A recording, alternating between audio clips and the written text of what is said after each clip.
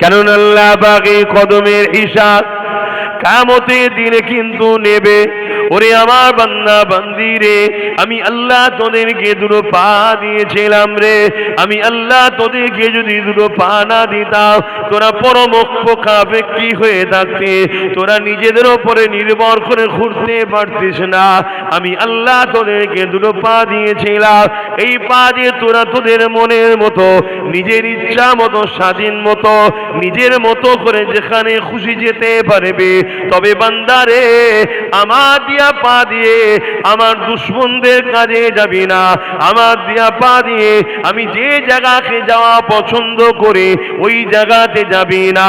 ওরে আমার বান্দা বান্দি রে, আমি আল্লাহ তোদেরকে পা দিয়েছি, এই পা দিয়ে মসজিদে যাবে, এই পা দিয়ে মাদ্রাসায় যাবে, এই পা দিয়ে আলেমে হাক্কানি আল্লাহওয়ালাদের কাছে যাবে, এই পা দিয়ে কোরআনের মাহফিলে যাবে, এই পা দিয়ে হালাল ইনকাম করার জন্য যাবে, এই পা দিয়ে মা বাপের কাছে যাবি, এই পা দিয়ে গরিব দুঃখীদের কাছে যাবে, এই পা দিয়ে অসহায়দের জন্য আগিয়ে যাবে। আরে আমার বান্দা বান্দি রে, আমি আল্লাহ তোদেরকে দুটো পা দিলাম, এই পা দিয়ে এক কথায় আমার রাস্তাতে চলবে। আমার রাস্তাটা কোন রাস্তা? যে রাস্তা হলো রাসূলুল্লাহর রাস্তা। আমার রাস্তা কোন রাস্তা? ইহদিনাস সিরাতাল মুস্তাকিমের রাস্তা। মুস্তাকিমের রাস্তা কোন রাস্তা? সিরাতাল্লাযীনা আনআমতা আলাইহি, যাদের উপরে ইনাম দিয়েছি ওদেরই রাস্তা। কাদের উপরে ইনাম দিয়েছি? মিনান নবিয়্যিন ওয়াস সিদ্দিকিন ওয়াস শুহাদা ওয়াস সালিহিন। এই চার শ্রেণীর রাস্তা হলো আমার রাস্তা। যারা নবিয়্যিন, সিদ্দিকিন, শুহাদা, সালিহিন, এই চারজন যে রাস্তায় চলেছে ওই রাস্তায় বান্দা তোরা যাবে। তাহলে আমি আল্লাহ তোদের এই কদম পাগুলোকে জান্নাতে ঘোরার জন্য ব্যবস্থা করে দেব।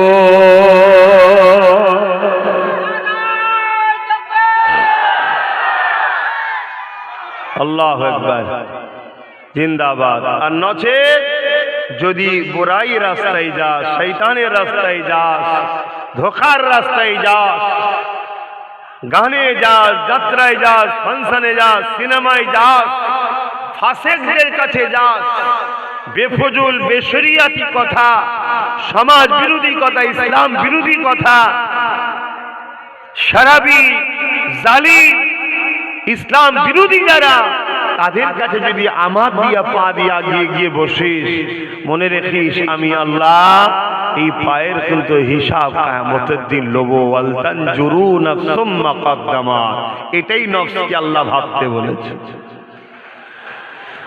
বান্দা আমি তোদেরকে হাত দিলাম, এই হাতে তোরা তোদের প্রয়োজনের কাজ মিটাবি, এই হাতে বান্দা হালাল ইনকাম করবি, এই হাতে বান্দা বান্দি রে এমন করে তোরা নিজেদের প্রয়োজনের কাজ মিটাবি।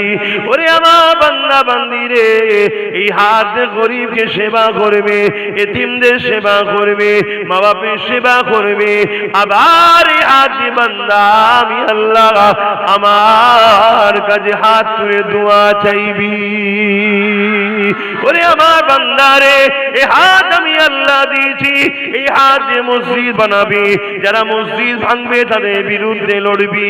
এই হাতে মাদ্রাসা বানাবি, যারা মাদ্রাসাকে ভাঙবে তাদের বিরুদ্ধে হাত দিয়ে লড়বি। ওরে আমার বান্দারে, আমি আল্লাহ তোদেরকে হাত দিয়েছি, এই হাত দিয়ে আবার আমার পবিত্র কোরআন, এই কোরআনের দুশমন যারা তাদের বিরুদ্ধে লড়বি। আর তোরা আমার কোরআনকে এই হাত দিয়ে ধরে বুকে করে চেপে ধরবি, তেলাওয়াত করবি। এই জন্য আমি আল্লাহ তোদেরকে দুটো হাত দিয়েছি। এই রাস্তায় যদি চালাতে পারি তার মানে আখিরাতের কামিয়াব। এই হাতে ইনকাম করব, এই হাতেই খাবো, এই হাতেই নিজের প্রয়োজনের কাজ মিটাবো, এই হাতেই মা বাপের সেবা করব, এই হাতেই বাজার করব, এই হাতেই হালাল কিনবো, এই হাতেই গরিবকে দান করবো। এগুলো সব আল্লাহর রাস্তায়। কিন্তু এই হাতেই যদি আবার ইসলাম বিদ্বেষীদের ঝান্ডা ধরি, তাহলে শয়তানের রাস্তায় চলে গেলাম। এই হাতকে চালালাম, আল্লাহর বিচার নেবে, কিন্তু হাতের হিসাব নেবে। আমি গল্প বলছি না আপনাদেরকে, আমার কথা নিতে পারছেন তো? হ্যাঁ, গল্প বলছি, আল্লাহ হিসাব নেবে। আল্লাহ কি এমনি এমনি পাঠিয়ে দিচ্ছে নাকি আমাদের? যা দুনিয়ায় গিয়ে ফুর্তি আনন্দ মজা করে আয়, এমনি এমনি পাঠিয়ে দিচ্ছে নাকি? এটা একটা টেস্টে পাঠিয়েছে, এটা পরীক্ষা, একটা মিশনে, এটা মিশনের জন্য পাঠিয়েছে। আমি একে 47 দিলাম, ইউনিফর্ম দিলাম, মাস গেলে মাইনে দিচ্ছি, বর্ডারে দাঁড় করিয়েছি, দামি দামি চাল কম পয়সা খাওয়াচ্ছি, সবকিছু ফ্রি, সব ব্যবস্থা করে দিয়েছি। এমনি এমনি নয়, বিদেশিটা আমার দেশের মধ্যে না ঢোকে বর্ডারকে পাহারা দেয়, এটাই তো বিএসএফদের কাজ। আমার দেশের মাল যেন বিদেশে না পাচার হয়ে যায়, এটা কাজ। যদি না করে দেশ থেকে মাইনে দেবে, রাখবে? উপরন্ত আবার তারা যদি দেশের দুশ্মনদের সঙ্গে হাত মিলাই, তাহলে শাস্তি আছে না? নাই।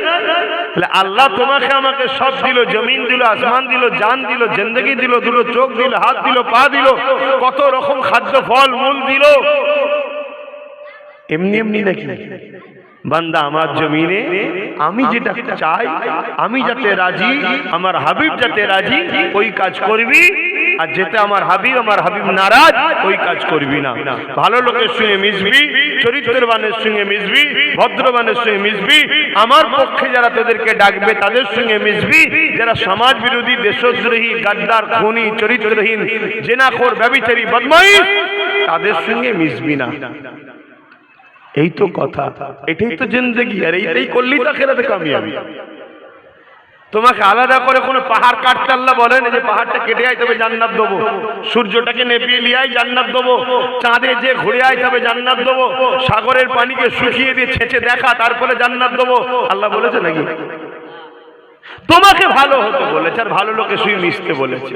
আর অন্যায় যে করবে আমার জমিনের ওপরে, তোরা সংগঠিত হয়ে তাকে রোক, তাকে রোক। কারণ জমিন আল্লাহর, এখানে আল্লাহর রাজত্ব চলবে, এখানে আল্লাহর কথা চলবে, এখানে কারো মনমানি কথা চলবে না। আজ বড় দুঃখের বিষয়, আমরা সংগঠিত নয়, ঐক্য নয়। আমাদের কিছু ভাই চলে গেছে এ ডাকাতের সাথে, কিছু গেছে ও চোরের সাথে, কিছু গেছে মাতালের সাথে, কিছু গেছে মুনাফিকের সাথে।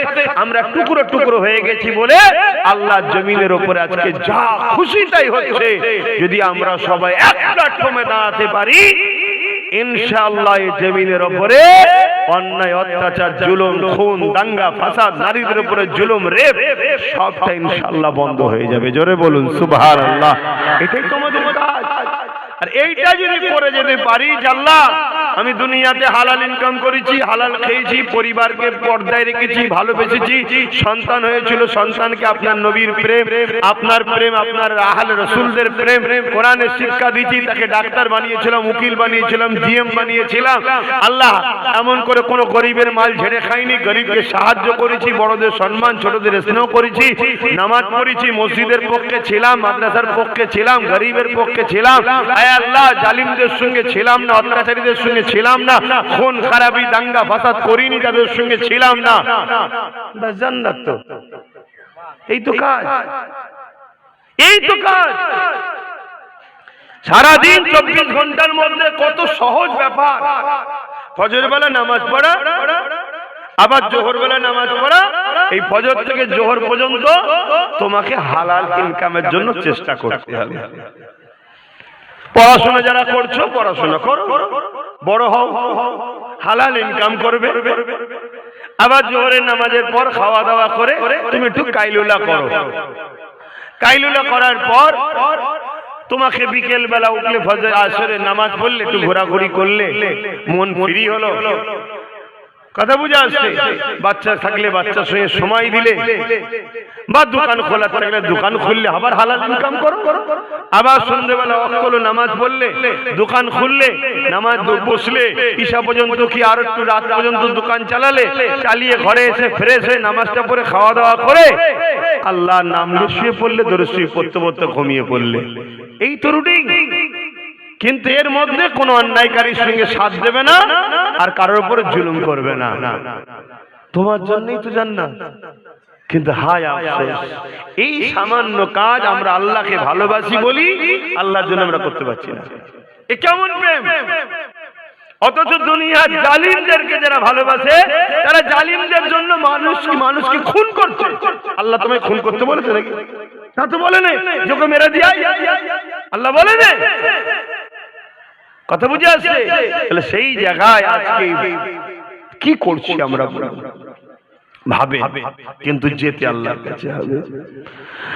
সবাইকে কিয়ামতের দিন দাঁড়াতে হবে, ময়দানে মাশরে সবাইকে উঠতে হবে। ওই দিন আল্লাহ পাক কিন্তু বিচারটা নেবে। তিনি আহকামুল হাকিমিন হবে, নাই বিচারক, নাই পরাণ, নাই বিচারক হবে। আমাকে ওই দিন উঠতে হবে, আপনাদেরকে উঠতে হবে, বাবা আদমকে উঠতে হবে, আম্মা হাওয়াকে উঠতে হবে। তামাম নবীরা ময়দানে মাশরে থাকবে, আমি আপনিও থাকবো। কিয়ামতের সেদিন পর্যন্ত সবাইকে ওই ময়দানে মাশরে উঠতে হবে। আমার আম্মা জানেরা, আপনাদের ওই ময়দানে মাশরে উঠতে হবে। মনে রাখবেন, এই দিনটা এত কঠিন দিন হবে, যেদিন মাথার এক বেজা ইখতিলাফ, এক হাত উপরে আল্লাহ সূর্য নামিয়ে দেবে। মাথার ক্ষীণগুলো গলে গলে ওই সূর্যের তাপেতে জমিনে পড়তে থাকবে, এবং জমিনটা লোহা যেমন আগুনে দিলে পুড়ে পুড়ে লাল হয়ে যায়, ওই সূর্যের তাপেতে জমিনটা লাল হয়ে যাবে। একটুখানি ছেলে তোরা তো মোবাইল কার ছেলে এটা? এত করে তোমাদেরকে বুঝাই, বাচ্চাদের হাতে ফোন দেবে না, ফোন দেবে না, ফোন দেবে না।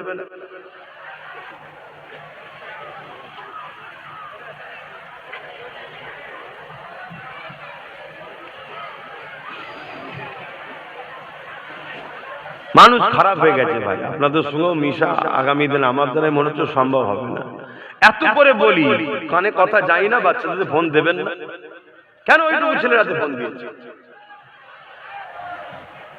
আর ওইদিকে আমার মা বোনরা দেখেন না, কথা বলেই যাচ্ছে।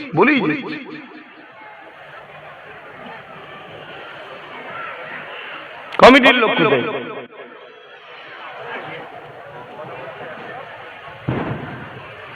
আর 10 হাত দূরে করতে পারতো তো প্যান্ডেলটা, তাহলে তুমি মিটে যেত।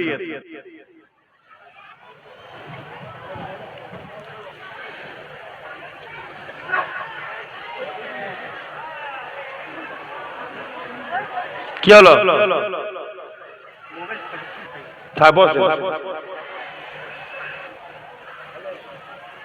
বসে পড়েন।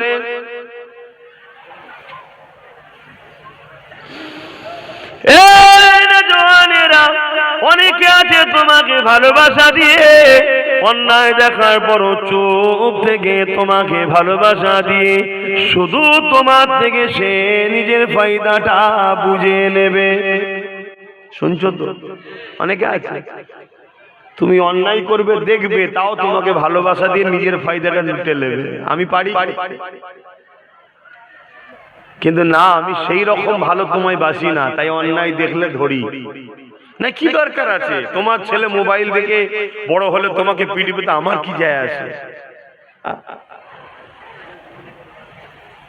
আমি আমার ছেলেকে আলহামদুলিল্লাহ চেষ্টা করি, যত যাই হোক, কেঁদে কোকিয়ে গেলেও মোবাইলের সাথে কোনো সম্পর্ক নাই। তুই একদিন কাঁদবি, দুদিন কাঁদবি, আর মোবাইল থাকলে সারা জীবন কাঁদবে ছেলেরা। এই মোবাইল এত খারাপ জিনিস।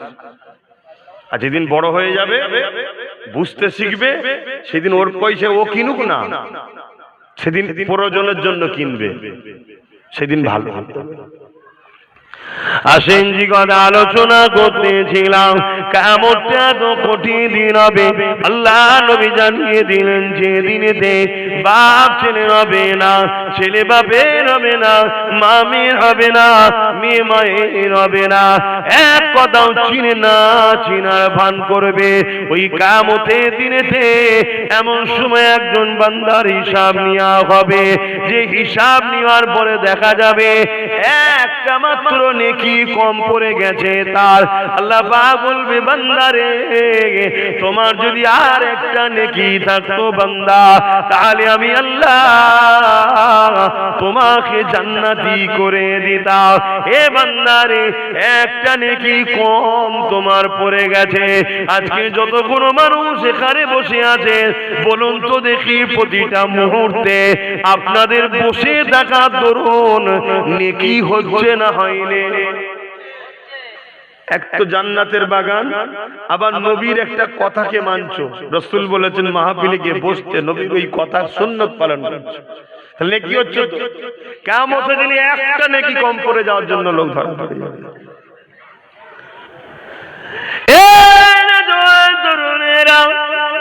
ওই বান্দা তখন বলতে লাগবে, ও রব্বি আল্লাহ পাক, আপনি যদি ইজাজত দেন আমি কিছু কথা আপনাকে বলবো। আল্লাহ পাক বলবে, বান্দারে বলো, আজকে তোমাকে আমি ইজাজত দিলাম, বলো। ওই সময় সেদিন বান্দা বলতে লাগবে, ও রব্বি আল্লাহ পাক, আপনি যদি একটু আমাকে সুযোগ দেন আমি ময়দানে মাশর ঘুরে ঘুরে দেখব, মাত্র একটা নেকির ব্যাপার, একটা নেকি কোনো না কোনো জায়গায় মিলে যাবে। এ যুবক রে, বুঝাতে চাইছি ময়দানে মাশরটা কেমন। আল্লাহ ওই সময় বলবে, বান্দারে এটা ময়দানে মাশর, তুমি কি জানো না বান্দা, এখানে সবাই নফসি নফসি করছে, যে যার বাঁচার জন্য চিন্তা করছে। একদিকে জাহান্নামের গর্জন, যে গর্জনে আল্লাহর বান্দার অজ্ঞান চৈতন্য হয়ে যেতে লেগেছে। এই ময়দানে মাশরেতে তোমাকে কে নেকি দেবে রে বান্দা? ওই সময় বান্দা বলতে লাগবে, আল্লাহ এই ময়দানে মাশরে আমার জনম দুঃখিনী মা রয়েছে, মায়ের থেকে আপন কে হয়? যে মা আমাকে কত বড় করেছে, আদর করে লালন পালন করেছে, আমার জন্য আব্বার কাছে কত বকা খেয়েছে, আমার জন্য কত রাগ মুখ খেয়েছে। ওই মা যিনি আমার জন্য কত যন্ত্রণা ব্যথা সহ্য করেছে, সেই মা ওই ময়দানে মাশরে রয়েছে। আল্লাহ পাক আপনি যদি বলে একবার মায়ের কাছে গিয়ে দেখবো, বাপও রয়েছে বাপের কাছে যাব, স্ত্রী রয়েছে স্ত্রীর কাছে যাব, বন্ধু রয়েছে ভাই রয়েছে বোন রয়েছে, কেউ না কেউ তো একটা নেকি দিয়ে দেবে। আল্লাহ পাক তাহলে আমি নাজাত তো পেয়ে যাব। ওই সময় আল্লাহ পাক বলবে, হে আমার বান্দারে, এই ময়দানে মাশরে কেউ কারো হবে না। বান্দা তুমি যখন জানতে চাও, দেখতে চাও, বান্দা আমি তোমাকে নিরাশ করব না। যাও দেখো কেউ তোমাকে একটা নেকি দান করে কি দেখো। আল্লাহ যে এইটুকু সুযোগ দিচ্ছে সেদিন, এটাও আলহামদুলিল্লাহ। বলুন আলহামদুলিল্লাহ। কেন? তিনার হাতে সব পাওয়া। তিনি দুনিয়া তো আমাদের এই জন্য দিয়েছিল, আবার কেন দেবে? কিন্তু না, আল্লাহ তথাপিও সেদিন দিয়েছে। ওই সময় আমার আল্লাহ পাক বলবেন, যাও যে দেখো। বান্দা যাবে, যে ঘুরবে মায়ের কাছে যাবে, মা কি সমস্যা, একটু সরে যান না, এই মুরব্বিটাকে উপরে তুলে দাও না, দরকার হয় সরে যান, উপরে চলে এসে বসে দেখতে দাও। যারা বসে আছে তাদের আড়াল করছো কেন? আস্তে আস্তে, ঠিকই বলছো তো, বসে আছে ও ঠিকই বলছো, তোমরা তো ভাই দাঁড়িয়ে আছো কেন? একই কথা। আচ্ছা ছেড়ে দাও, তুমি ঠিকই বলছো, ভুল তো এদেরই। কি হবে? এত কিয়ামতের কথা শুনো মানুষ আজকে পরিবর্তন।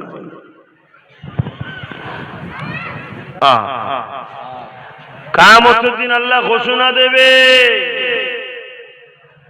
ন্যায়বাদী, সত্যবাদী, মানবতাবাদী আর জালিম অত্যাচারী দুজনের কাতার আলাদা হয়ে যাও, ন্যায়বাদীদের থেকে বেরিয়ে যাও, আলাদা হয়ে যাও। তুমি কি ভাবছো আমি আলাদা হব না, রয়ে যাব নাকি? এটা কি আব্বাস সিদ্দিকীর হুকুম নাকি যে বসে যাও, বসছো না? আসল কথা সব জিনিস বুঝিয়ে বলা যায় না, কিছুটা অনুভব করতে হয়। যখন একটা বিমার হয়, একটা পেটের যন্ত্রণা যখন হয়, আমাদের কি দশা হয়?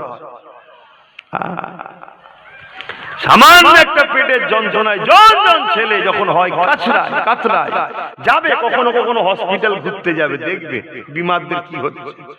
কখনো কখনো কবরস্থানের ধারে যাবে যে দেখবে তোমাদের মতো এরকম সব রক্ত গরমওয়ালা জন ছিল একদিন, তাদের হাঁ হয়ে পড়ে আছে, ভেতরে দেখা যাচ্ছে না, হাড় হাড্ডি পড়ে আছে।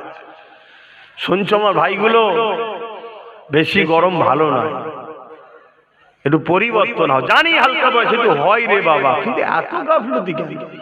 একদিকে জালিমরা ইসলামকে মিটাতে উঠে পড়ে লেগেছে, সারা দুনিয়ায় হচ্ছিল, এখন সেটা আমার দেশে ঢুকে গেছে, দেশ থেকে দূরে এখন কান মুতে আমার রাজ্যে চলে এসেছে। কলকাতায় র্যালি হচ্ছে, মিছিল হচ্ছে, কলকাতায় প্রকাশ্য মিডিয়ার সামনে বলছে হিন্দু রাষ্ট্র বানাতে হবে, ইসলাম মুক্ত সমাজ গড়তে হবে। এটা হিন্দু রাষ্ট্র নাকি? এটা তো গণতান্ত্রিক দেশ। তাহলে এই রাষ্ট্রে হিন্দু রাষ্ট্র বলাটাই হলো সাম্প্রদায়িক। কই তার বিরুদ্ধে পুলিশ অ্যাকশন নিচ্ছে? কিন্তু একজন যদি শুধু বলে যে এই রাষ্ট্রকে, এই রাজ্যকে ইনসাফের উপরে, ন্যায়ের উপরে, মানবতার উপরে, সম্প্রীতির উপরে, ভ্রাতৃত্বের উপরে যার নাম ইসলাম আনতে হবে, বাস অমনি তার বিরুদ্ধে এফআইআর হয়ে যাবে, তাকে ধরে নিয়ে ভরে দেওয়া হবে। শুনছেন তো নাকি? কিন্তু একটা সংবিধান বিরোধী চরম অন্যায় কথা প্রকাশ্য বলা হচ্ছে, ভারত থেকে ইসলামকে মিটিয়ে দেওয়া হবে, ইসলাম মুক্ত ভারত চায়, মিডিয়াতে দেখাচ্ছে। আমার কলকাতাতে বিজেপি এলাকা গুলোই তো হচ্ছে রে বাবা, বিজেপিরাও তো, তারা তো চাইছে হিন্দু রাষ্ট্র বানাবো। শুনছেন তো নাকি? তারা তো চাইছে। আর তুমি যতই যাদেরকে সেকুলার মনে করো, সব ভেতরে ভেতরে কিন্তু এক হচ্ছে। শুধু তুমি হাঁ করা হয়ে বসে আছো, তুমি শুধু হাঁ করা হয়ে বসে আছো, তোমার হুঁশি নাই কি হচ্ছে ভেতরে ভেতরে। কথা বুঝে আসছে? গোস্ত গোস্তই হয়, উজুরি উজুরি হয়। তুমি যতই চেষ্টা করো উজুরিকে গোস্ত বানাবার আর গোস্তকে উজুরি বানাবার, কখনোই সম্ভব নয়। সেদিন আর নেই যেটা আগে থেকে ছিলে, এখন সিচুয়েশন আলাদা। তো যা কিছু কথা বললে তোমাদের পছন্দ হবে না, নেবে না, আর কি বলবো, যা খুশি করো, তবে সজাগ করার দায়িত্ব আছে, তাই সজাগ করছি। এত বড় একটা কথা, পুরো সংবিধানকে মিটিয়ে দেওয়ার কথা, হিন্দু রাষ্ট্র হবে, ইসলামদেরকে রাখা যাবে না। বাংলার কলকাতাতে হচ্ছে, মিডিয়ায় দেখাচ্ছে, তার বিরুদ্ধে পুলিশ অ্যাকশন হয়েছে। তাহলে তুমি কি বুঝছো? তোমার সরকার তাকে সাপোর্ট করছে, তার মানে তাহলে বিজেপিও চাইছে হিন্দু রাষ্ট্র, এও চাইছে। এই জন্য এখন সব জায়গায় মন্দির তৈরি করছে আর মসজিদ গুলো সব ভাঙছে। নিউ টাউনে মসজিদের জায়গা চুরি করে বিক্রি করছে, করছে না, করে না? তাহলে এদের উদ্দেশ্য হলো ইসলামের পেহচান রাখবো না। আর সেই জায়গায় তোমার আমার কওমের একদল মুসলমান আবার এদের সাথ দিচ্ছে না, দেয় না। তারা মুসলমান, তুমি আমি দেখছি, তারা মুসলমানরাই অলরেডি ইসলাম থেকে অনেক আগে বেরিয়ে গেছে। এই ভারতবর্ষে একটা হলো অমুসলিম মুসলমান হয়েছে না হয়নি? কথা বলো, হয়েছে না হয়নি? লাখ লাখ হচ্ছে আমি জানি, কিন্তু সেগুলো কে আমাদের সামনে আসছে। ঠিক তেমনই অনেক মুসলিম ঘরের ছেলে শিক্ষার অভাবে হোক আর কপাল ফাটা হয়ে হোক ইসলাম থেকে বেরিয়ে গেছে না, যায় না? কথা বলছে না? তো সেইগুলো কারা? সেগুলো কোনো খবর আছে না? সেগুলোকে এই নাম টাম সব রেখে দেওয়া হয়েছে, তাদেরকে চেঞ্জ করতে দেওয়া হয়নি।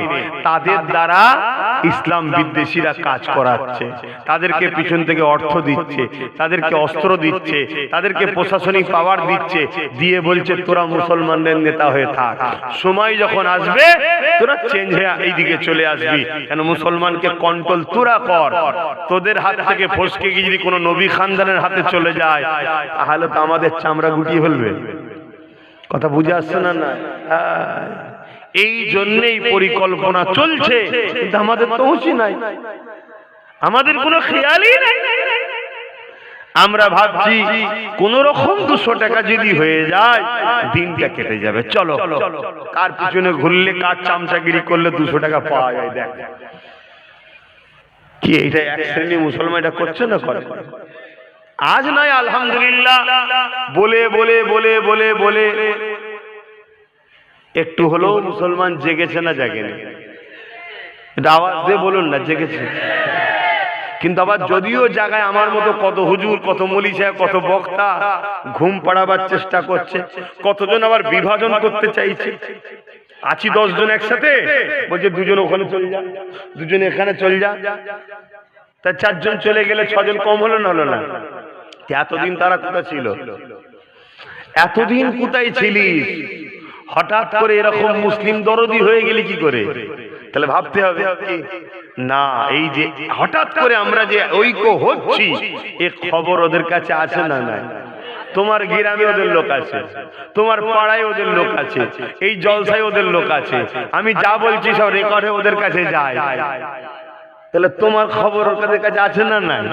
তোমার হাড়ির খবর জানে, তোমার ফ্রিজের খবর জানে, সব খবর তোমার জানে।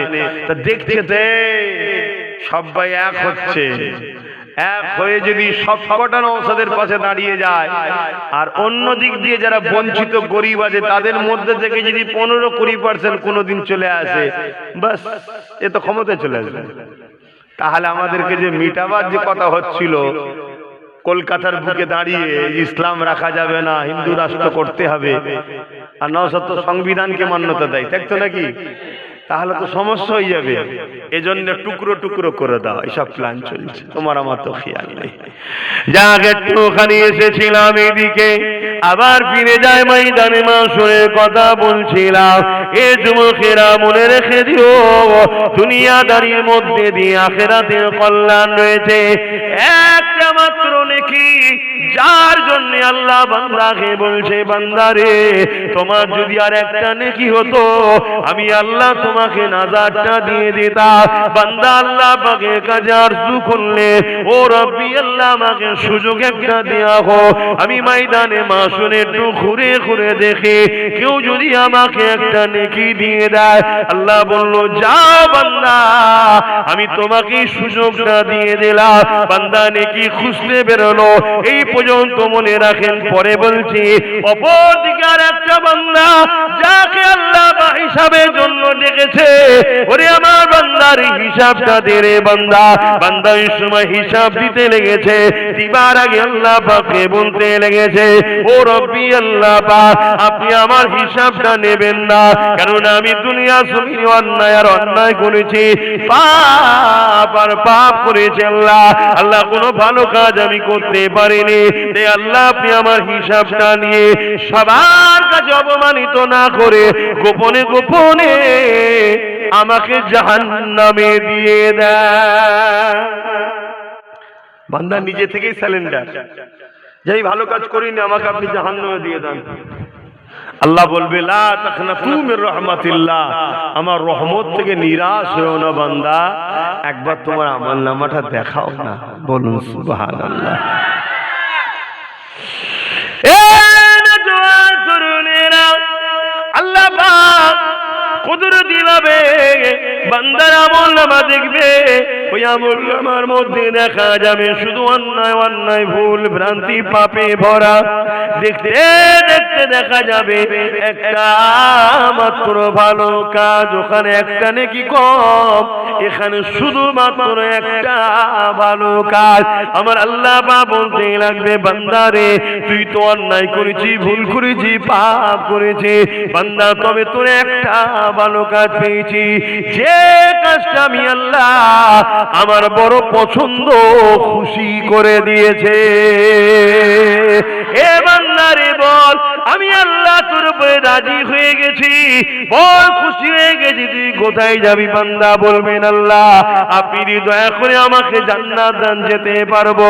আল্লাহ পাক বলবে, বান্দারে যা, আমি তোর কাজে এত খুশি হয়ে গেছি, একটা মাত্র ভালো কাজে আল্লাহ রাজি হয়ে গেছে। আল্লাহ বলবে, বান্দারে যা, আমি আল্লাহ তোকে আমার দয়ার বিনিময়ে জান্নাতি বানিয়ে দিলাম।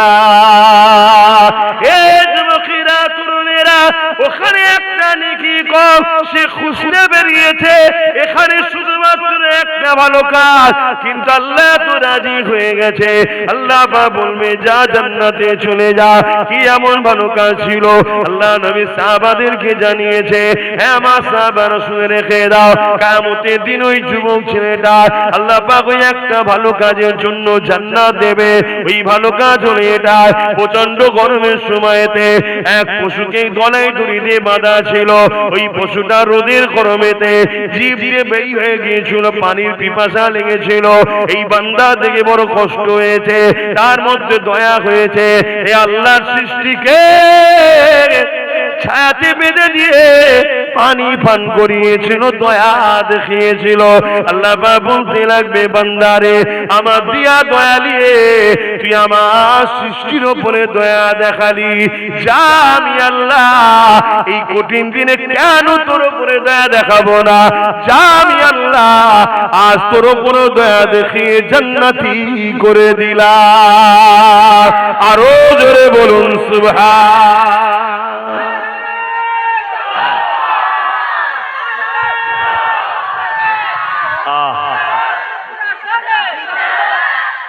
ভাবেন যেদিন পশুটা বাঁধা ছিল, অসহায়, সে যেতে পারছে না, ছাওয়াত রোদে ছটফট করছে, পিপাসা লেগেছে, ওই অবস্থায় বান্দা তার উপরে দয়া দেখিয়েছে। ময়দানে মাহশরে আমরা অসহায় না, অসহায় নয়? তাহলে আল্লাহ বলছে তুই যদি আমার সৃষ্টির অসহায় সময় তার সাথ দিস, তাহলে যেদিন তুই অসহায় হবি ময়দানে মাহশরে, আমি আল্লাহ রহমান রহিম কেন তোর সাথ দেবো না? যা তোকে দয়া করে জান্নাত দিলাম। জোরে বলুন সুবহানাল্লাহ। তাহলে আজ যদি আমরা এতিম বাচ্চারা অসহায়, গরিব বাচ্চারা অসহায়, বিধবারা অসহায়, সমাজের কোন গরিব এতিম অসহায়ের উপরে যদি জুলুম হয়, যদি তুমি তার সাথ দিয়ে তাকে জুলুম থেকে মুক্ত করতে পারো, তাহলে কিয়ামতের দিন তুমি যখন অসহায় হবে, আমার আল্লাহ তোমার সেদিন রহমত দ্বারা তোমাকে অসহায় থেকে মুক্ত করে জান্নাতে দেবে। জোরে বলুন সুবহানাল্লাহ। এজন্য আল্লাহ নবী বলেছেন, তুমি যদি আল্লাহর দয়া পেতে চাও, তুমি আল্লাহর সৃষ্টির উপরে দয়া করো। সে সৃষ্টির মধ্যে শ্রেষ্ঠ সৃষ্টি আবার মানুষ, সৃষ্টির উপরে দয়া করো। কিন্তু আজ আমরা মানুষ কি মানুষের উপরে দয়া করছি? সে মানুষ যদি হিন্দু হয়, আদিবাসী হয়, সাঁওতাল হয়, বাগদি হয়, খ্রিস্টান হয়, সেও যদি বিপদে পড়ে তার উপরে দয়া দেখানো দরকার আছে না? না, অবশ্যই মানুষ সে আল্লাহর সৃষ্টি। পাশাপাশি জীব জন্তু যদি বিপদে পড়ে তার উপরে দয়া দেখানো দরকার আছে না? নাই। কিন্তু আমরা সোশ্যাল মিডিয়ায় কি দেখছি, ছোট্ট ছোট্ট বাচ্চা গরিব এতিম হওয়ার দরুন পেটের জ্বালায় যদি কেউ কারো খাবার নিয়ে নেয়, তাকে গাছে বেঁধে একদল লোক পিটছে। আর কোটি কোটি টাকার 100, 200, 300, 400, 1000 কোটি টাকার চোর নেতা গুলোকে, ওই মানুষগুলোই আবার তাদের পিছনে ছুটছে, নেতাজি জিন্দাবাদ, নেতাজি জিন্দাবাদ। খোদার গজব আমাদের উপরে হবে না? একটা গরিব মানুষের ছেলে পেটের জ্বালায় রুটি চুরি করেছে, বা কিছু খাবার চুরি করেছে, বা কারো কাছে আম চুরি করেছে, হালকা বয়সের ছেলে। এই যে কিছুদিন আগে একটা কোন জায়গায় আম চুরি করেছিল, সে অমুসলিম ঘরের ছেলে ছিল, তো কি হয়েছে, বাচ্চা ছেলে, তাকে মারতে মারতে মেরে ফেললো।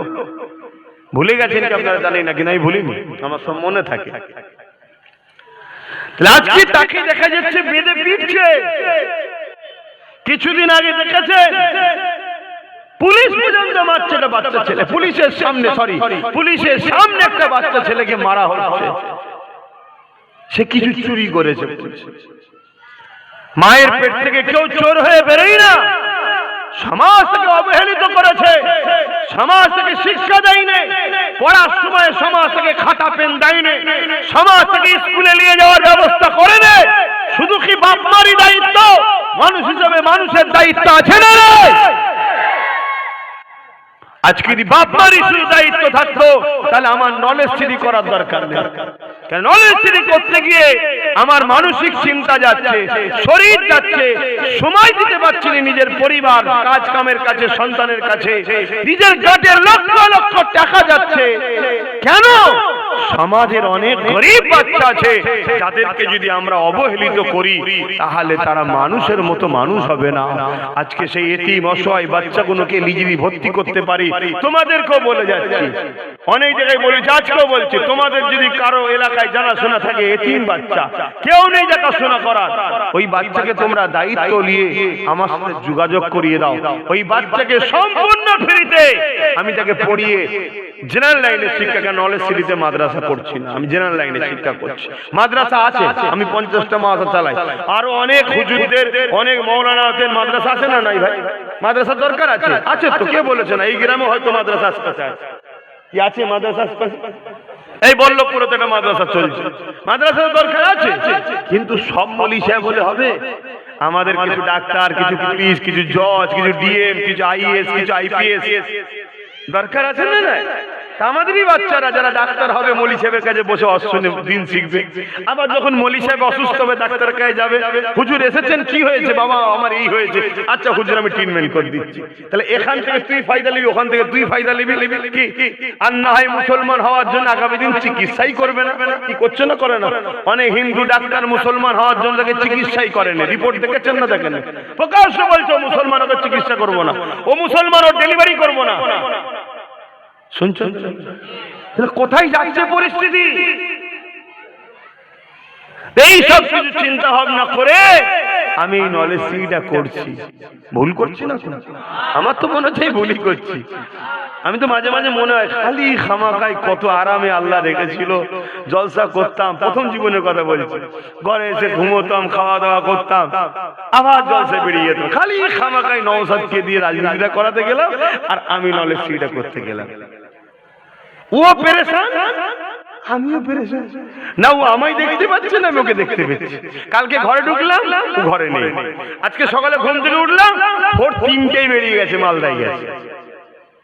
তাহলে ভাবুন কি ছুটা ছুটছে ছেলেটা, একটাই ছেলে, কোথায় কোথায় ছুটছে।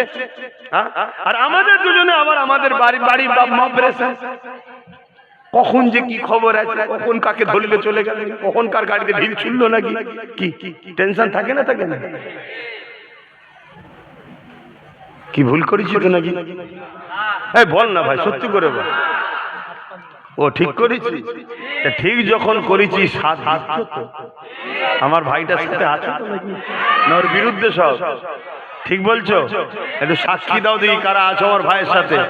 লম্বা হাত তুলবে। ঠিক বলছো? ঠিক বলছো? আচ্ছা একটু দেখো তো ডায়ে বায়ে কেউ হাত তুলতে বাকি আছে কি, একটু দেখো না। কিন্তু কেউ বাকি থাকলে তার সঙ্গে ঝগড়া করবো না আমরা, কিন্তু চিনে লিওয়া দরকার আছে না? নাই কেন? আজকের লড়াই শুধু রুজি রুটির লড়াই নেই, আজকের লড়াই হচ্ছে দিদি মোদি ইসলামের দুশ্মন। সত্য না মিথ্যা? এই জোরে বলে। অতএব ইসলামের দুশ্মনের সাথ যদি কোনো মুসলমান দেয়, ওই মুসলমান মুনাফিক বলা হয়। মুনাফিক চিনা দরকার আছে না? না, এই জন্য বলেছি তার সাথে ঝগড়া করবো না। কেন ঝগড়া করতে যাবো বাবা? দেশটা সবার, এ দেশটা সবার। এদেশে কেউ যদি মনে করে খুঁটোটা হলো আমার ভগবান, আমি পুজো করব, তাকেও দেশ রাইট দিয়েছে, কিন্তু আমি মানি না। আমি মানি এক আল্লাহ, ঠিক না বেটি? কিন্তু তা বলে ওকে বলতে পারি না মেরে ফেলবো, এটা বলার অধিকার নেই, আর ইসলামও দেয় না। কথা বুঝে আসছে না? না, তো সেই জায়গায় যদি কোনো আমার মুসলিম ঘরের ছেলে আজকে যদি ইসলামের দুশ্মনকে এখনো সাপোর্ট করে, তার স্বাধীনতা আছে, কিন্তু চিনে লিওয়া দরকার আছে না? যে এইটা ঘোলা আন্ডা আমাদের নয়, আমাদের ঘরে হয়েছে, কিন্তু আন্ডা ঘোলা হয়ে গেছে, কে আর লিয়া যাবে না। এতে দূরে থাকা দরকার। কেন? এই বাহ্যিক আমাদের ভেতরটা জালিমদের। কথা বুঝে আসছে না? না, এটা মাথায় রাখা দরকার আছে তো নাকি? এই কথাগুলো একটু বুঝিয়ে দিচ্ছি, অসুবিধা হচ্ছে? আজান দিলে শোনা যাবে? হ্যাঁ, তা আসলে একটু সালামটা দিয়ে এলি একবার। ইয়া নবী সালাম